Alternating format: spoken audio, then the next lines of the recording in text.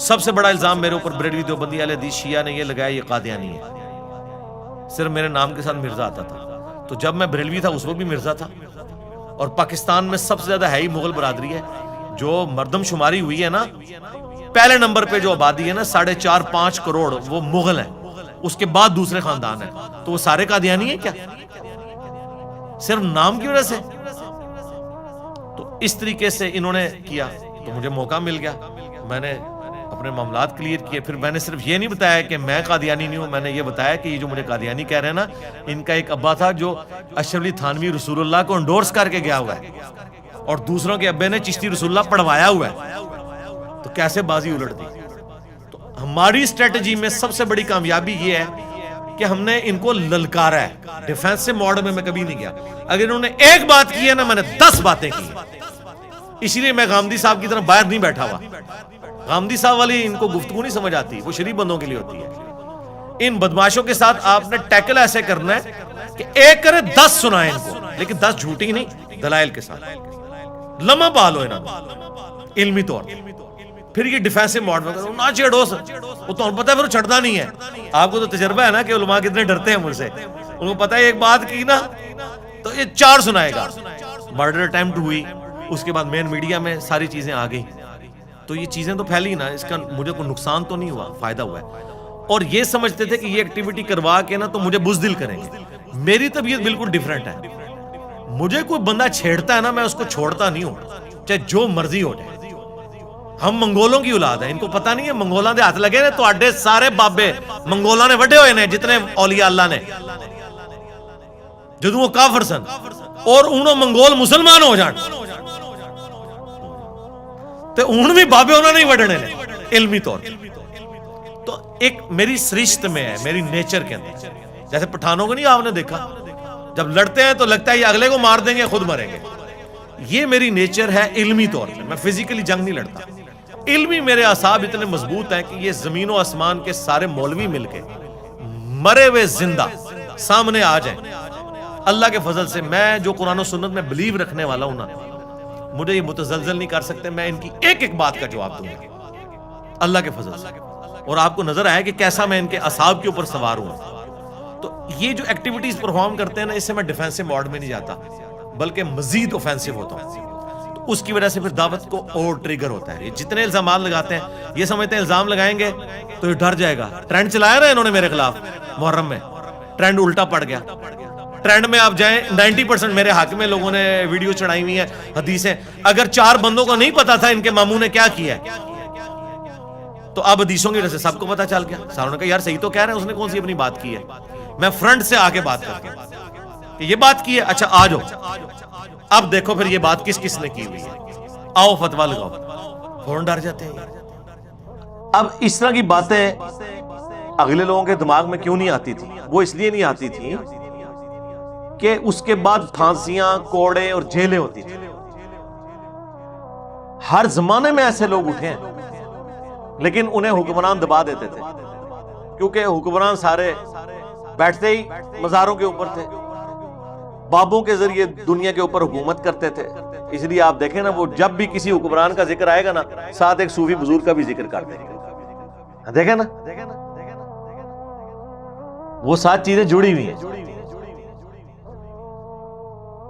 لیکن یہ پتہ نہیں ہے کہ صوفی سارے منگولوں نے ختم کیا ہے. اوتھے کو صوفی کام نہیں آیا. جدو منگول چڑھے نا, وہ اللہ کا عذاب بن کے نازل ہوئے نا ان کے اوپر. اور یہ اللہ کا عذاب اتنا سخت ہوتا ہے کہ اس میں کوئی بزرگ بابا کام نہیں آتا. حتیٰ کہ اللہ تعالیٰ جو عذاب مسلط کرنے والے کافر ہیں نا, انہیں اپنی طرف منسوب کر لیتا ہے. میرے اوپر نا کسی نے اعتراض کیا کہ جی یہ اپنے جاہلیت کے نسب پہ فخر کر رہا ہے.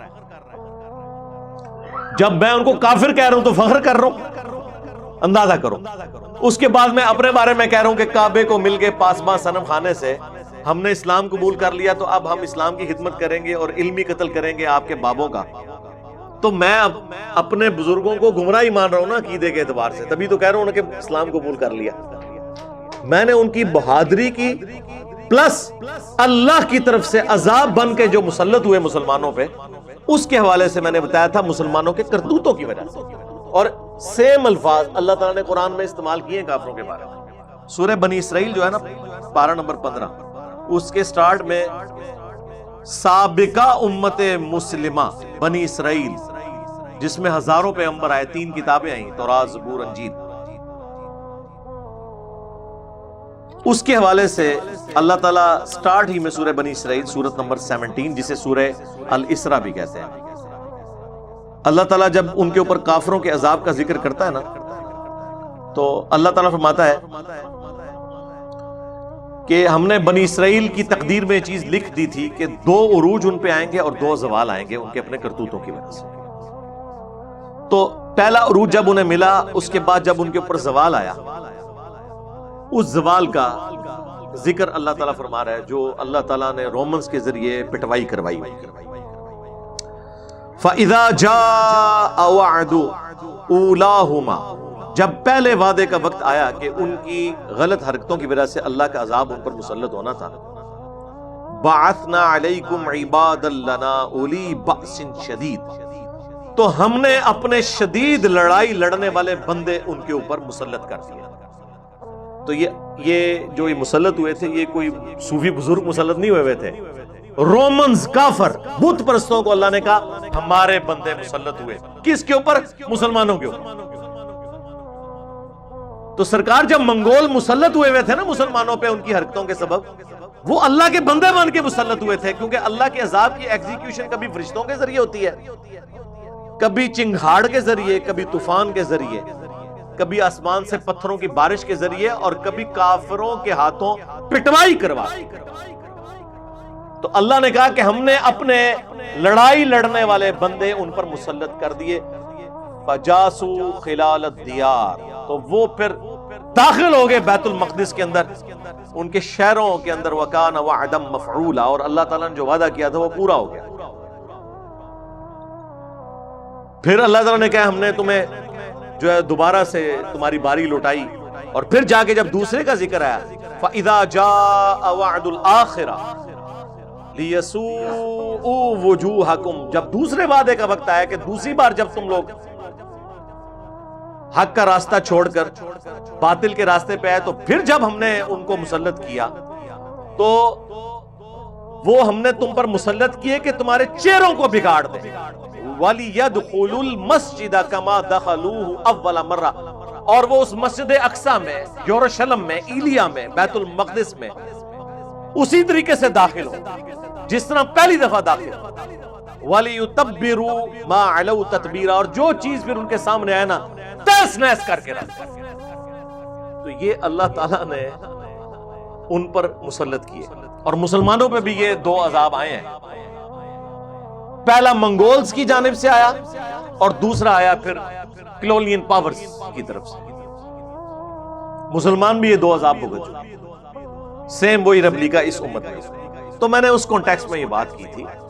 تو وہ خیر ان کو تو پتا ہوتا ہے، ہم نے کیوں فخر کرنا ہے میرے بھائی.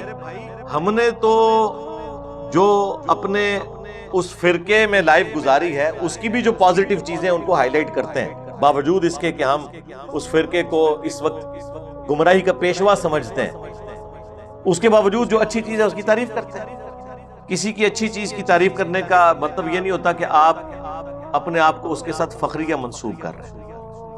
ورنہ تو قرآن نے پھر 2 دفعہ کافروں کو اللہ نے اپنے ساتھ منسوب کیا ہے کہ ہم نے اپنے بندے مسلط کیے ان کے اوپر کہ ان کے چہرے بگاڑے اور مسجد میں داخل ہو جائیں، اینٹ سے اینٹ بجا کے رکھ. 6 لاکھ یہودی ایک دن میں قتل ہوئے تھے. جی ہاں، اور 6 لاکھ کو وہ قیدی بنا کے لے گیا تھا نیبوکڈ نظر. اس کے بعد جب ٹائٹس نے حملہ کیا رومنز کی طرف سے آیا، اس نے بھی ان کا پھر کچھ نہیں چھوڑا. ایک دیوار چھوڑی تھی جو آج تک وہ ویلنگ وار جس کے سامنے وہ گریا کرتے ہیں، دیواریں گریا، یہ ٹائٹس نے برباد کی ہے. دوبارہ بنا نہیں سکے ٹیمپل آف سلیمان، وہ ہیکل سلیمانی.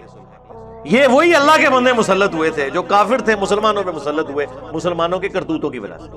تو منگول جو مسلمانوں پہ مسلط ہوئے نا ان کے کرتوتوں کی وجہ سے ہوئے تھے نا. عیاشیاں عروج پہ، بدماشیاں عروج کے اوپر، کہتے ہیں جی وہ بغداد کی اینٹ سے اینٹ بجا دی، تو بغداد میں کون سا بیٹھ کے وہاں پہ محفل میلاد ہو رہی تھی؟ ہاں، آپ کے حکمران سارے مجرے کروانے والے، دین سے برگشتہ، انسانیت کا استحصال کرنے والے، تو پھر اللہ تعالیٰ نے ان کے اوپر مسلط کر دیے نا۔ آپ دیکھیں کتنی عجیب اینالوجی ہے۔ بنی اسرائیل کے اوپر بھی جو دو اس طریقے سے معاملات مسلط ہوئے، ان میں سے پہلا جو تھا وہ نیبوکیڈ نظر کی طرف سے تھا، وہ مشرق سے گیا تھا، اور دوسرا ٹائٹس کی طرف سے تھا جو رومنز کی طرف سے، یعنی وہ آج کی آپ سمجھ لیں گریٹ برٹن جس طرح بعد میں۔ اور مسلمانوں میں بھی اسی ترتیب سے عذاب آیا۔ پہلا عذاب منگولوں کی طرف سے، منگول بھی مشرق سے مسلط ہوئے، یہ یہاں سے چائنا والی سائڈ سے، اور دوسرا عذاب مسلمانوں پہ بھی مغرب کی جانب سے آیا، کلونین پاورز کا۔ اس پہ ڈاکٹر اسرار صاحب نے نا بڑی تفصیلی ویڈیو ریکارڈ کروائی ہے، مسلمانوں کا ماضی، حال اور مستقبل، جو انڈیا میں انہوں نے 2004 میں لیکچر دیے تھے نا، اس میں انہوں نے یہ ساری باتیں کی ہوئی ہیں، اسی طریقے سے کی ہوئی ہیں۔ لیکن سرکار ڈاکٹر اسرار صاحب کی وجہ سے کسی بریلوی دیوبندی اہل حدیث کو فرق نہیں نہ پڑتا، ہاں، کیونکہ وہ اگر بریلوی ہے تو اچھا بریلوی رہے گا، اگر دیوبندی ہے تو اچھا دیوبندی رہے گا، اور اگر تارج بھی صاحب کے لیکچر سن رہا ہے تو پھر تو اس سے بھی آگے کی بات ہے کہ ایک ہندو ہے تو اچھا ہندو ہی رہے گا، عقیدے میں کوئی فرق نہیں پڑے گا، بس ایک سننے کا ٹیسٹ ہے، وہ اویل کریں گے۔ لیکن انجینئر صاحب کی وجہ سے تو ان کی امپائرز اکھڑ گئی نا، ان کے اوپر عذاب الہی بن گیا نا، کہ ان کو فرق اس وقت پڑتا ہے جب ان کو لوگ چھوڑ دیں۔ اس لیے وہ ساری باتیں جو دوسرے کرتے ہیں کوئی فرق نہیں پڑتا، جب ہم کرتے ہیں تو وہ ان کے اوپر عذاب کا کوڑا بن کے نازل ہوتا ہے۔ تو میں اس پروپیگنڈے سے کبھی گھبراتا نہیں ہوں۔ میں نے ان کو کہا کہ جتنا مجھے چھیڑیں گے، آپ کی کامیابی صرف اس صورت میں ہے کہ اگر آپ کے مسلک کا جنازہ آندہ 30 سالوں میں نکلنا ہے نا، تو مجھے چھیڑنا چھوڑ دیں تو یہ 35 سال میں نکلے گا، لیکن اگر مجھے چھیڑیں گے نا تو یہ 30 سے 10 ہی رہ جائیں گے، کیونکہ میں تو پھر اس طرح ہی ریئیکٹ کروں گا۔ آپ کو پتہ ہے جب بھی کوئی بات کرتے ہیں تو پھر میں کہنا آما، پھر میں دساں۔ میں کوئی غامدی صاحب کی طرح نہیں ہوں کہ میں ملک چھوڑ کے تو دوسری جگہ جا کے بیٹھ جاؤں گا اور ان ٹاپکس کو ایڈریس کرنا چھوڑ دوں گا، نہیں۔ آپ جتنا چھیڑیں گے، کیونکہ میں نے تو طے کر دیا کہ میں 302 چلتی پھرتی، ظاہر ہے جب میں نے اپنے لیے طے کر لیا تو پھر تو جتنا بھی اللہ مجھے وقت دے گا تو میں تہاڈی منجی ٹھوک کے جانا ہے، ایسے نہیں رکھو، ویسے تو ٹھوک دیتی ہے اللہ نے فضل، ٹھیک ہے جی۔